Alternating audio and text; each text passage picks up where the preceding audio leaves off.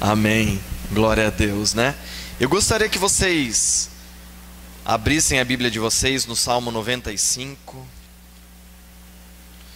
Então a gente está se organizando. A nossa intenção é toda segunda-feira receber vocês aqui, né? Para que vocês tenham toda a estrutura do prédio, né? Para comer com a gente, ter uma palavra. A gente ficar aí uma hora e meia junto, né? Tendo esse tempo com Deus. Essa é a intenção nossa, né? A gente está se organizando para isso, né? Então, vão preparando o coração de vocês. Eu até estava falando com o Marco, ele falou, vai lotar isso aqui, né? Mas a intenção nossa é receber mesmo bastante pessoas aqui. Aproveitar a estrutura, né? Amém? A gente não tem uma data ainda para começar nesse novo formato, mas a gente quer ver se o mais rápido possível a gente começa assim, né? Vamos ver, né? Tenho que ver com a Larissa toda, né, o esquema para isso ser possível, né? Ver a viabilização disso, mas esse é o nosso sonho. Amém? Eu só preciso da água aqui antes.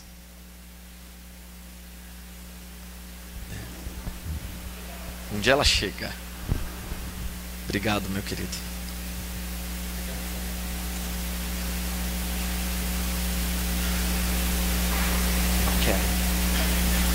Salmo 95.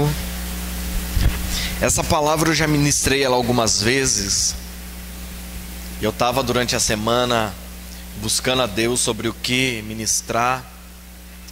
Eu levantei essa madrugada, já uns 2 dias Deus vinha falando de novo sobre essa palavra no meu coração. E eu vou tentar reduzi-la, né, ser o mais breve possível.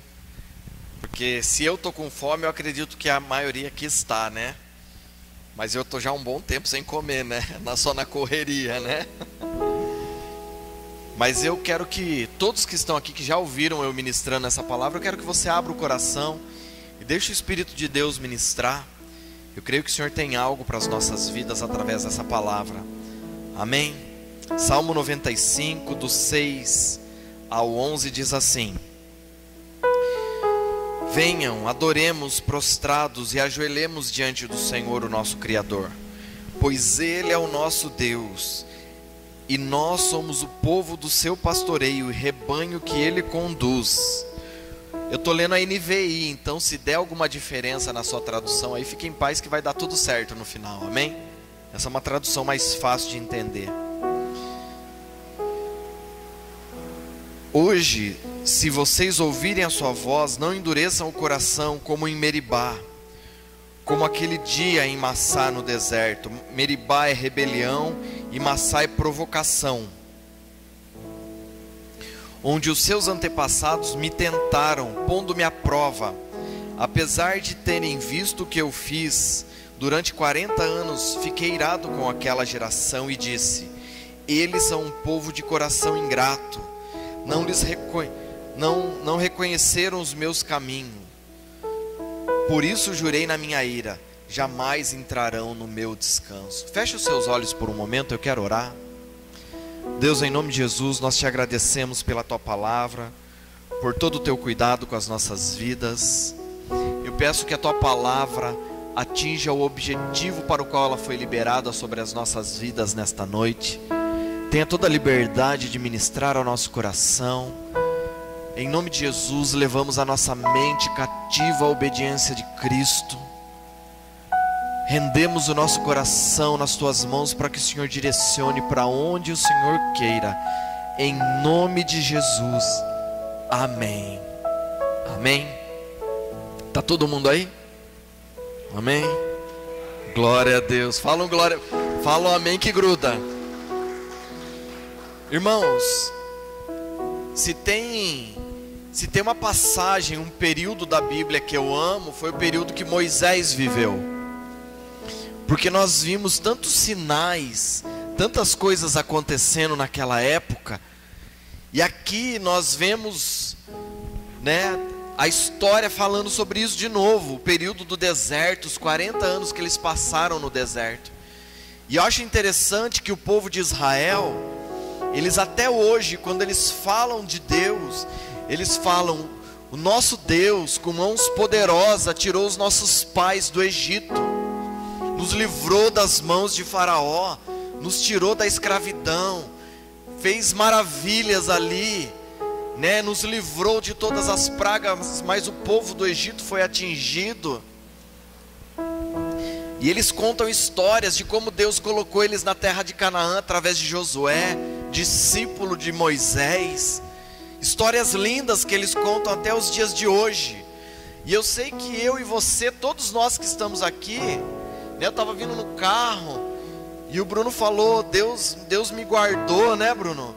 Tantas vezes, né? E o Bruno eu conheço há mais de 20 anos, há mais de 25 anos. Se eu começar a dar data aqui, vai falar a nossa idade, né? E é interessante que cada um de nós que estamos aqui, cada um, temos uma história para falar, como Deus guardou você, como Deus te livrou. Você tem uma história para falar de algo que Deus fez na sua vida, eu tenho convicção disso. Só que é interessante aqui, nesse ponto, não é o povo contando a história, mas Deus falando como foi para ele viver a história com o povo. Deus aqui, ele abre o coração e ele começa a falar como foi para ele viver com o povo durante todos esses anos.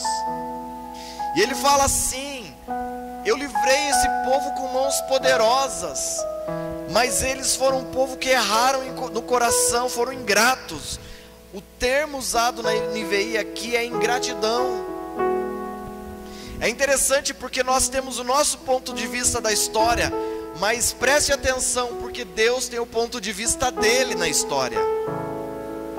Eu vou repetir: você tem o seu ponto de vista de como você tem vivido todos os dias da sua vida, mas Deus olha para mim e para você e Ele tem o ponto de vista dele para essa história. Como Ele tem visto o seu e o meu caminhar com Ele ao longo desses anos. É interessante, é como se Deus estivesse aqui, Ele está abrindo o coração para Davi, Ele está revelando algo para Davi. Davi ora, fala: Deus, o Senhor foi um Deus de maravilhas, livrou o nosso povo. Então ele fala, ele profetiza, porque o rei Davi era um profeta sobre a nação, era rei e profeta. E ele fala: prostrem-se, adorem o Senhor nosso Deus. Então Deus, no seu alto e sublime trono, se levanta e fala: Davi, eu quero falar para você como foi para mim caminhar com o povo. Realmente eu livrei eles com mãos poderosas, mas esse era um povo ingrato de coração. Eu fazia para eles, eles não me reconheciam, eles não reconheciam o meu cuidado, o meu socorro sobre a vida deles. Dia após dia era assim,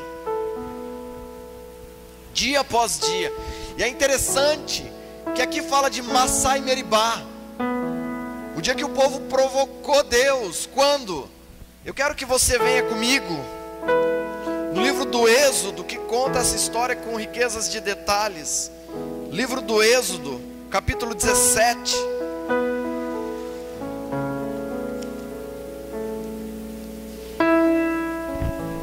Livro do Êxodo 17.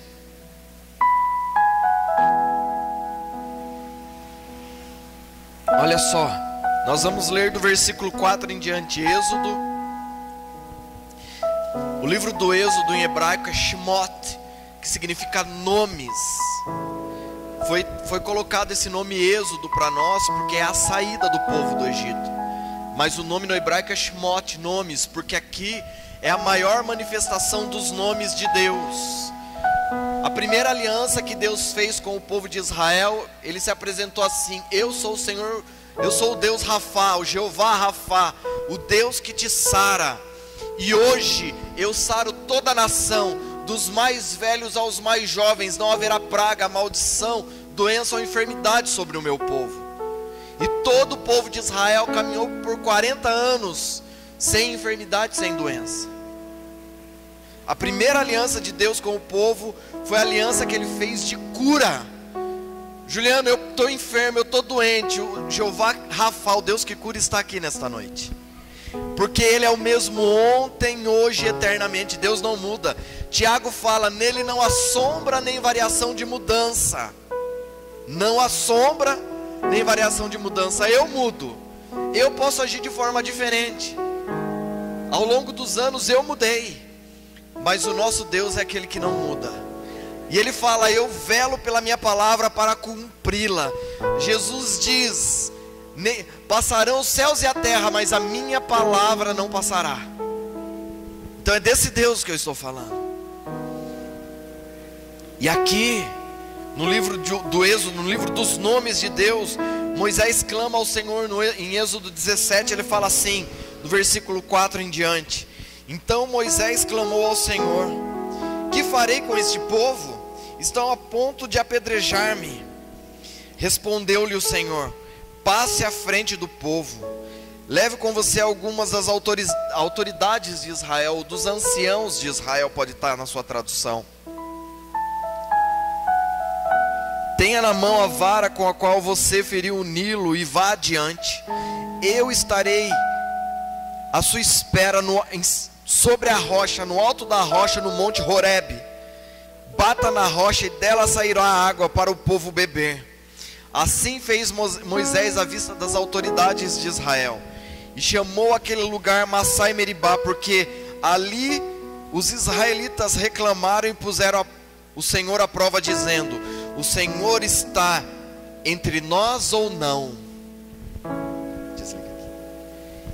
Preste atenção nesse momento. O povo estava clamando com sede, os filhos estavam com sede, os animais com sede.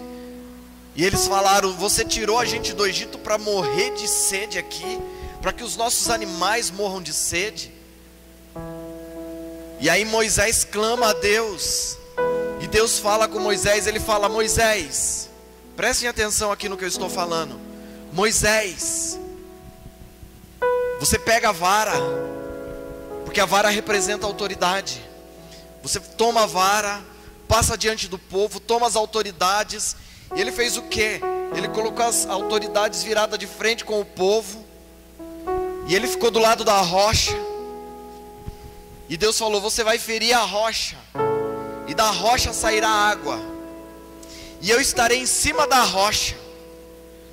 E é interessante que no meio daquele clamor do povo, o povo falou: Moisés, o povo está entre nós ou não? Sabe, irmãos, às vezes nós vivemos situações nas nossas vidas, a nossa família nos abandona, os amigos nos abandonam, falta tudo para nós. Às vezes falta dinheiro, falta pão, falta tudo. Mas uma coisa eu posso te garantir: nunca falta Deus. Jesus multiplica os pães e os peixes. A primeira multiplicação dos pães e os peixes, ele fez um milagre com 5 pães e 2 peixes. Só que antes dele fazer aquele milagre, ele fala para os discípulos: eu vou despedir o povo, eles estão há 3 dias comigo, mas eles vão caminhar no deserto e eles terão fome. Imagine, na presença de Jesus, aquele povo ficou 3 dias ouvindo ele pregar, ele ministrar, eles não tiveram fome, porque na presença do Senhor não nos falta nada. E aí ele fala: eles sairão, eles vão ter fome. Então aparece um menino com 5 pães e 2 peixes, e ali Jesus multiplica, porque na presença do Senhor, se o Senhor for aquele que reina nas nossas vidas, nem o pão vai nos faltar. Você crê nisso? Ainda que faltem amigos, ainda que falte a família, ainda que falte um pastor, o pastor dos pastores, como Pedro fala que ele é o pastor dos pastores. Esse nunca pode faltar nas nossas vidas, porque se ele estiver nas nossas vidas, nada vai nos faltar. E é interessante que aqui o povo clama: está o Senhor entre nós ou não? Sabe onde Deus estava nesse momento? Estou perguntando para vocês: vocês sabem onde Deus estava nesse momento? Alguém sabe, consegue me responder? Um de cada vez, porque muita gente falando vira tumulto. Aonde? Não, quase. Aonde Deus estava quando o povo clamou diante de Moisés e dos anciãos? Deus estava na rocha. Nós acabamos de ler isso. Sabe onde Deus estava? Deus estava no local do milagre. Deus estava no local onde a água ia fluir.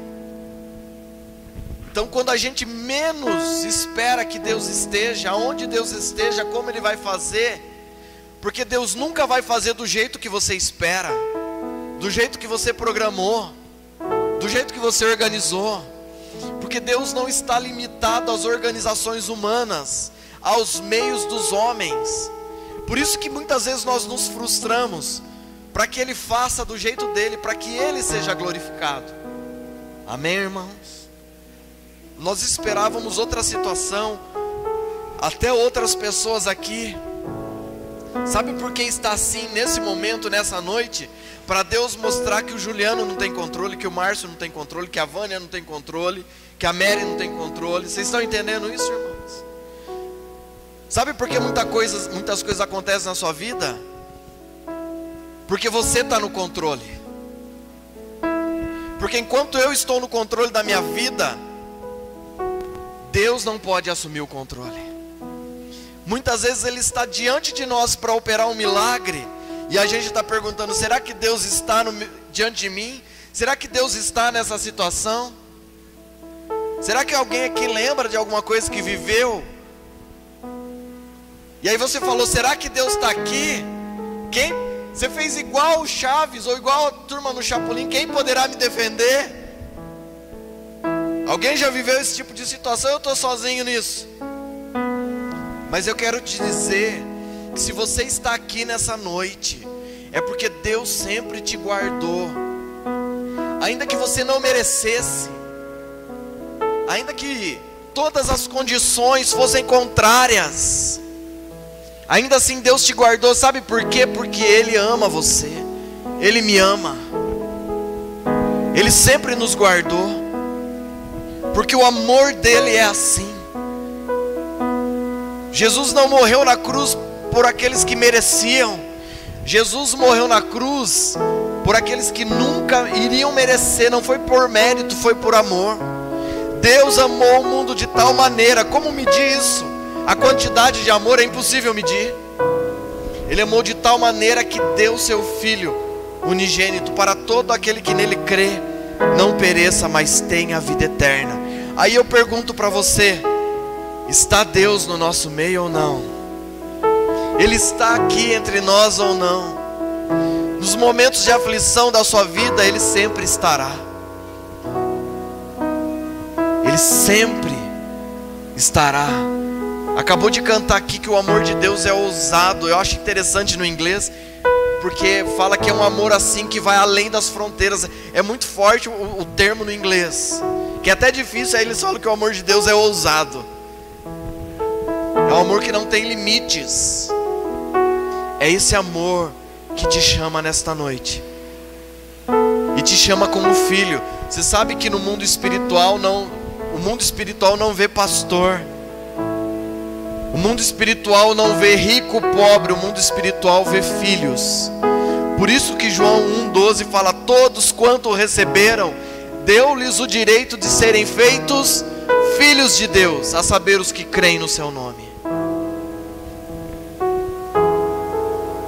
Naquele dia o Senhor não vai chamar pastores, não vai chamar ricos. Naquele dia, quando Jesus voltar, Ele vai chamar filhos, porque só os filhos vão ouvir a voz do Pai chamando. Só os filhos ouvirão o som do shofar. A tradução normal é trombeta. E ao soar a última trombeta, se fará o mistério de Deus. 1 Coríntios 15, do 51 em diante fala isso. E o que nós estamos fazendo aqui? São filhos servindo filhos. São filhos servindo. Esse é o lema desse trabalho. Nós não vemos nenhuma pessoa diferente de um filho de Deus, independente da condição. Ainda que você tenha mérito para o que você está vivendo, porque muitas vezes nós merecemos, Alguém entende o que eu estou falando? Se você refletir na sua vida, às vezes você fala assim: eu mereço o que eu estou passando, eu estou colhendo o que eu plantei. Mas ainda assim, o amor de Deus quer mudar a história da sua vida. ainda assim o amor de Deus quer transformar a história da sua vida. Você crê nisso em nome de Jesus? Eu quero orar por você. Eu gostaria que todos se colocassem de pé nesse momento.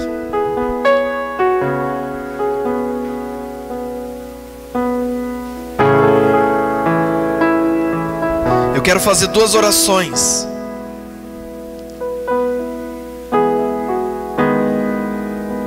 Primeira oração que eu quero fazer, se você não tem certeza se você é filho de Deus ou não, porque João 1,12 é claro: todos quanto receberam a Jesus, deu-lhes o direito de serem feitos filhos de Deus, ao saber os que creem no seu nome. Juliana, eu nunca fiz uma oração, não sei se eu sou filho de Deus ou não. Esse é o momento para você tirar essa dúvida. Eu quero orar com você. Se você nunca fez essa oração e quer fazer nessa noite, eu gostaria que você erguesse a sua mão aonde você está. Eu gostaria que os obreiros acompanhassem eles aqui à frente. Você que está com a mão levantada, acompanha o Adriano, o Márcio. Um dos meninos vai trazer. Erga a sua mão. Eu quero orar com você aqui na frente. Podem subir aqui com eles. Traz eles aqui. Subam aqui. O altar representa lugar de sacrifício. Vem aqui, Matheus.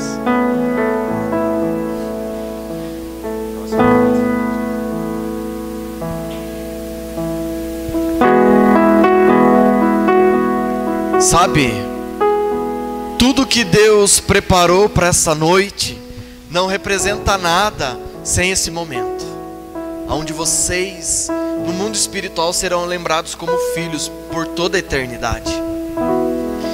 E eu quero que vocês repitam comigo. Vocês estão ouvindo bem aí? Tá o som aí.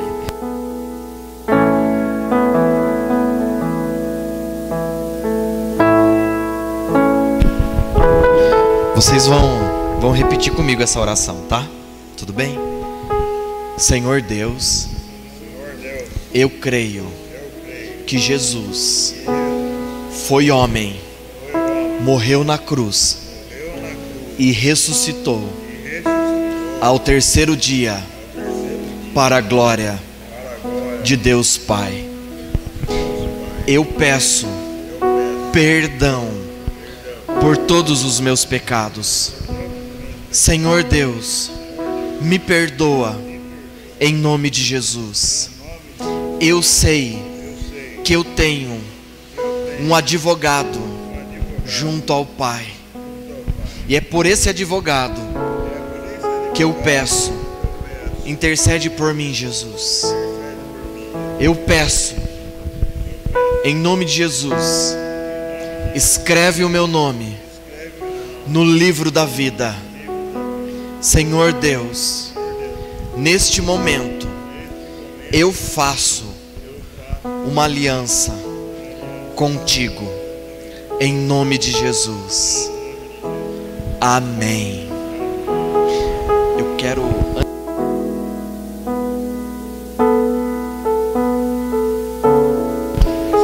quero orar com vocês que estão aqui, e depois eu quero abençoar a vida deles. Feche os seus olhos, se você puder, coloque a mão na altura do seu coração. Não se preocupe, pode fechar o seu olho, ninguém vai roubar você, tá? Você está com os seus pertences aí, não se preocupe. Deus está aqui guardando você, amém? Fique em paz, amém? Deus, em nome de Jesus, eu abençoo cada vida que está aqui nesta noite. Eu sei que no Getsêmani Jesus orou por cada um que está aqui. Ele fala: eu oro pelos meus e oro por aqueles que virão a crer. E nós somos esses que vieram a crer.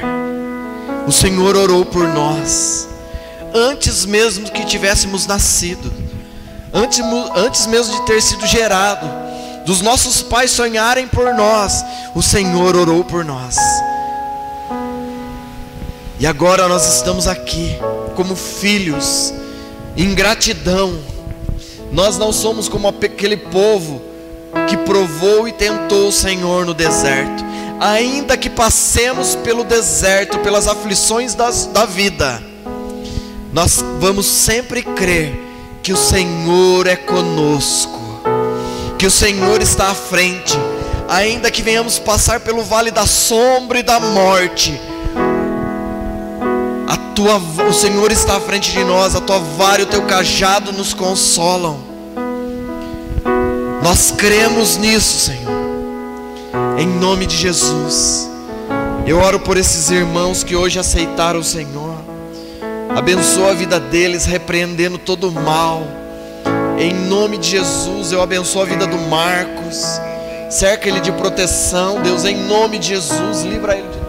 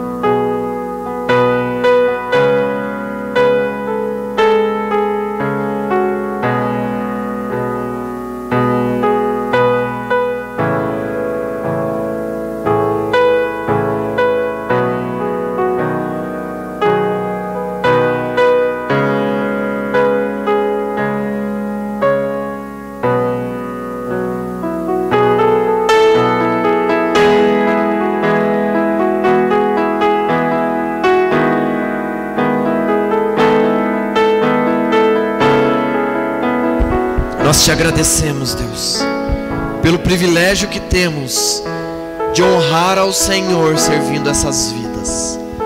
Em nome de Jesus, amém e amém. Vocês podem aplaudir ao Senhor.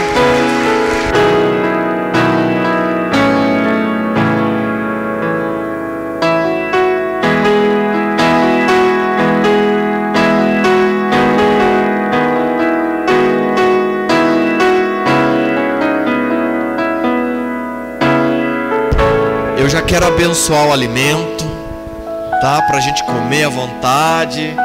Eu quero que vocês comam à vontade, amém? Sem reservas. Deus, nós abençoamos esse alimento. Eu peço que o Senhor nos dê saúde, uma noite de paz. Eu agradeço, Deus, ao Senhor por cada vida envolvida para que esse momento acontecesse. Em nome de Jesus, só o Senhor pode retribuir cada coração, a disposição de cada um. Em nome de Jesus, Pai, eu peço que o Teu Espírito Santo nos una em amor. Nós te agradecemos por esta noite na Tua presença. Em nome de Jesus, amém. Amém. Os irmãos vão preparar as mesas aqui para a gente sentar e comer. Mais 5 minutinhos, amém? Aí, já pode ir retirando? Já pode ir retirando ali, ó, fazendo a fila.